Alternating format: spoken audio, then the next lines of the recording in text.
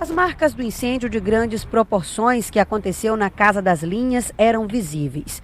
No fim da tarde desta quinta-feira, ainda era possível perceber fumaça saindo de algumas janelas do prédio.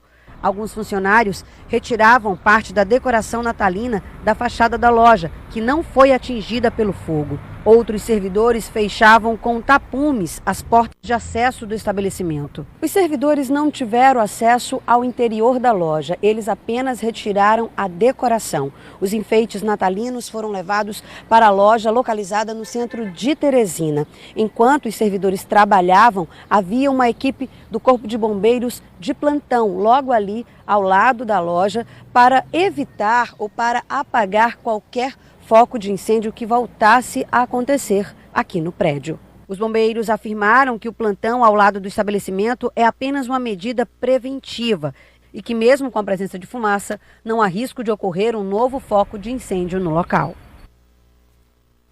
Já estamos recebendo aqui no estúdio do Jornal Cidade Verde o comandante do Corpo de Bombeiros, Coronel Manuel Santos. Boa noite, Coronel. Boa noite. Coronel, a gente assistiu agora há pouco a matéria e, lógico, algumas críticas ao trabalho que foi desenvolvido hoje pela manhã durante esse acidente pelo Corpo de Bombeiros. O que aconteceu de fato?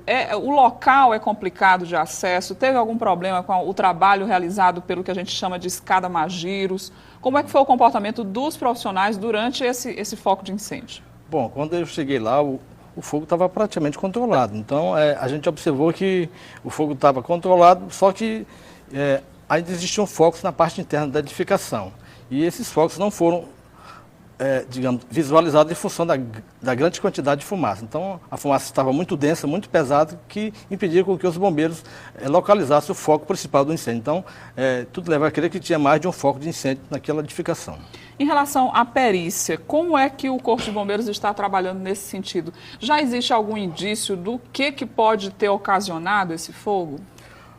Bom, a gente vai amanhã fazer a portaria nomeando um oficial para fazer a perícia e ele terá de 20 a 30 dias para fazer seu laudo e dizer realmente a causa do incêndio. Se houve alguma falha no sistema elétrico, ele deverá apresentar as comprovações realmente que houve a falha naquele sistema. Então, a gente vai designar esse oficial e a partir de segunda-feira ele vai estar fazendo a perícia. Pode ter havido, por exemplo, um curto-circuito, Coronel?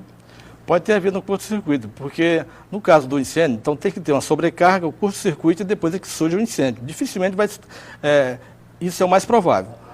Há casos também que ocorre a sobrecarga e ocorre o incêndio, mas isso é menos frequente.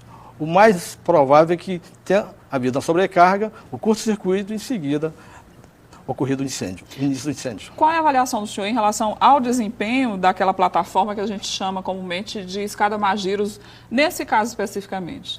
Bom, é um equipamento que a gente tem que ficar abastecendo ele o tempo todo, porque são só 2.000 litros de água no tanque dela e gasta muito rapidamente em função da pressão. Então, a gente tem que ficar abastecendo sempre aquela viatura para poder realmente fazer frente a um incêndio daquelas proporções. Por isso que aquele rapaz citou na matéria que faltava a água, vinha e depois faltava? Bom, por conta dessa pressão, que é muito grande? E também porque a gente estava trabalhando com 4 carros lá. E cada carro daquele abastecia e tinha outros também que estavam atacando na parte da frente também, lá da loja. Então, sempre que acabava a água, tinha que um outro carro já era acoplado ao sistema para poder fazer a extinção. Então, havia um certo tempozinho, que também não era muito tempo, em que acabava a água de uma viatura e a gente já utilizava a outra água daquela viatura que estava próxima. Só esse ano, Coronel, a gente já foi surpreendido com alguns grandes incêndios aqui em Teresina. Recentemente a gente teve esse do centro administrativo. O que por exemplo, os lojistas que têm lojas no centro, que é um local difícil, inclusive, de acesso para o combate a incêndio, certo, o que eles podem fazer para evitar tragédias desse tipo? Porque aí foi a perda de um patrimônio por completo. Perfeitamente. Então, a gente recomenda que haja uma revisão do sistema elétrico, porque hoje em dia só esse ano já foram 45 incêndios em estabelecimentos comerciais. Também já ocorreram 93 incêndios em residência. Então, a gente observa que são números bem expressivos que realmente a população tem que redobrar os cuidados para que eventos dessa natureza não venham a acontecer.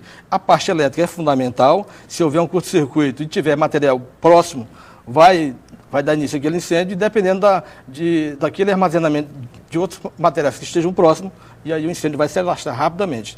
Geralmente, as causas desses incêndios que o senhor está citando é mais a questão elétrica, a instalação que é muito antiga e acaba dando um curto-circuito? Algumas vezes sim. Agora, a gente tem que rever também porque essas edificações novas, todas elas estão passando lá pelo Corpo de Bombeiros. Então, tem o engenheiro elétrico, ele faz todo aquele projeto elétrico para justamente fazer com que aquela edificação funcione adequadamente. Então, se você compra um ar-condicionado, instala e não coloca um disjuntor só para aquele equipamento, vai sobrecarregar o sistema. Então, se você coloca vários equipamentos na mesma tomada, está sobrecarregando o sistema. Então, esses fatos, esses detalhes aí, a gente tem que tomar cuidado para evitar que a gente esqueça desses equipamentos ligados e que venha surgir uma sobrecarga no sistema, em seguida o curto-circuito e o incêndio resultando. Então, amanhã o senhor já vai providenciar para que seja escolhido o perito para que tente descobrir a causa desse incêndio.